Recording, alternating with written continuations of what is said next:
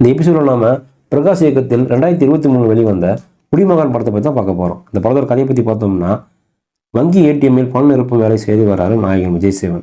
இவர் மனைவி சாந்தினி, தந்தை சுரேஷ் சக்கரவர்த்தி மற்றும் குழந்தையுடன் வாழ்ந்து வர்றார்.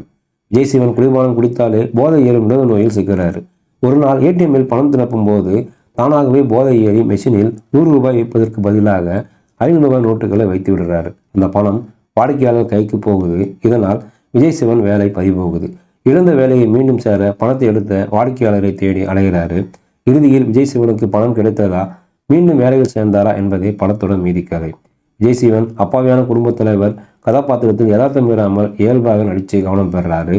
மது குடிக்காமலேயே போதை ஏறி அவர் செய்யும் அழைப்பர்கள் ரகலை, மனைவிடமும் பம்புவது, குழந்தையிடம் பாசம் காட்டுவது, வாடிக்கையாளர் வீடுகள் ஏறி இறங்கி ஏடிஎம்மில் எடுத்த பணத்தை திருப்பி தருமாறு கெஞ்சுவது என்று எல்லா இடங்களிலும் தேர்ந்த நடிப்பை வெளிப்படுத்தியிருக்காரு. சாந்தினி குடும்பத்தினர் வேடத்தில் உணர்ச்சிகளை மொத்தமாக கொட்டி கலக்கியிருக்காங்கன்னு சொல்லலாம். குடிகார தாத்தாவாக வரும் சுரேஷ் சக்கரவர்த்தி பேர குழந்தையுடன் டான்ஸ் ஆடுவதும் 2ஆம் திருமணமும் செய்வதும் என அமர்க்களம் பண்ணியிருக்காரு.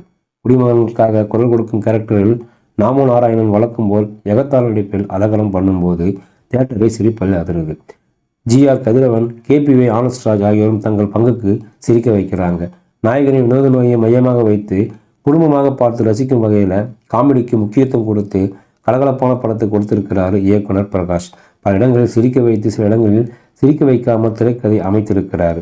குடியால் ஏற்படும் பாதிப்புகளையும் அழுத்தமாக காட்சிப்படுத்திருக்கலாம்னு தோணுது.